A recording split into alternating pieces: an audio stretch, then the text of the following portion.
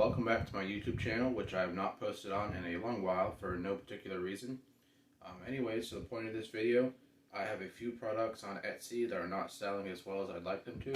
So I'm going to do a quick overview first on a few products for the Aeon Pro. First, I have a N-Strike stock attachment, and the way you install this is it slides right onto the back. And then there's two holes here, one hole here, and one hole on this side. So with 4 screws in total, it gives you a sturdy mounting point. And I have had a few complaints of these breaking off. So for the next variation, which would be the buffer tube, I thickened these up a little bit. And that seems to be the change that I needed to make, and they're a lot stronger now. And this is actually in 2 pieces, only because it lets it print with no supports whatsoever. Makes it a lot easier on my end. And as to how you install one of these, I would take a drill bit that is slightly smaller than any Nerf shell screw you can find, and preferably not one out of the blaster you're using, like buy some online or something. But then take that and just barely pre-drill all 4 of these holes. Once that's done, you can pull this off, and you can see I have some holes in the shell right here. Those 4 holes are what's going to hold this on. Just going to install this really quick so I can show you how it is.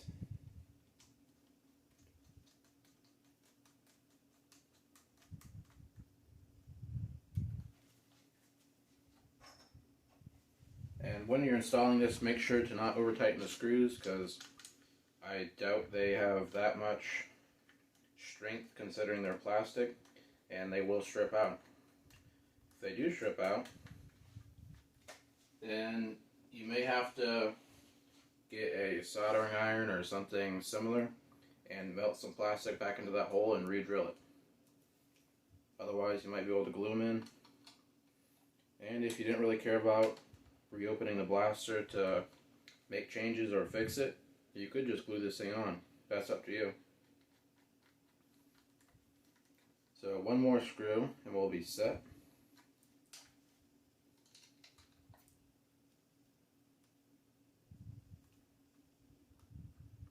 I guess you could also put a nut on the back side of the shell, which you'd probably have to glue in before. Like take the blaster apart, glue the nut on, and then get a very small bolt and just put it through here instead of the Nerf screws. Basically, whatever you can think of and it works, that's what you should do. So just to show you how well the N-Strike attachment works, slides right on like that, any Nerf stock, and it's got about as much wobble as any Nerf stock would. I've improved the tolerances a little bit from the first design. First one was a little bit sloppier, but you can see it clicks in really nicely. Doesn't really pull off, and then it'll let go when you want it to. And then if I hold this up here, you can see kind of how that would look. But if you want a more buffer tube style, which this is not currently on my store but will be shortly, probably about the time this video is released. This functions the exact same as the buffer tube you see on the Nexus Pro, the Max Striker, or any other Dart Zone Pro blaster that has a buffer tube stock. You can see it has the little notches in there, so it has full adjustability. And then I have one more product I'd like to show that is also not on my store. And that is this little guy. It is a front rail for the Aeon Pro, and the version you guys will be getting does not have the single 3 screws in the middle. It's actually going to have 2 sets of 2, so it's going to have 4 screws in total, and that mounts right here. So let me put this on really quick.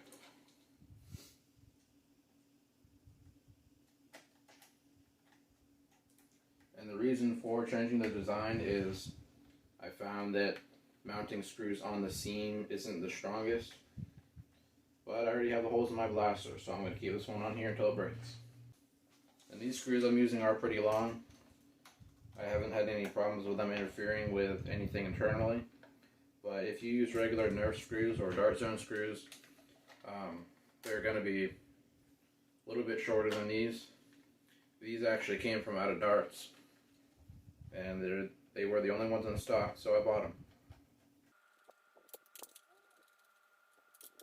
And make sure they're snug, but do not over tighten them because they will strip out.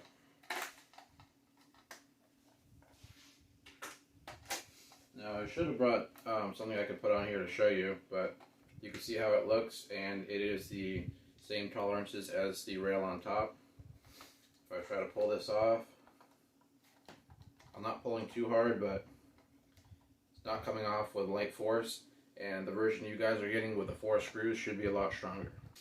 So now with this thing fully equipped, you have a top and bottom rail, and either an end strike or buffer tube stock attachment point, which the Aeon previously didn't have any stock. So that just makes it a lot nicer. And the top prime isn't preferable, but if you were to install like a pump grip, that would eliminate that. One more thing with the stock attachment here. This top prime, you have to notch out this little piece right here, otherwise it won't let you prime it all the way back. See, that's fully back and it just barely hits it. So if you had something like a pump grip down here or wherever you mount it, that wouldn't be a problem for you, but anyone who has a stock priming handle, you're just going to have to notch that little piece out right there.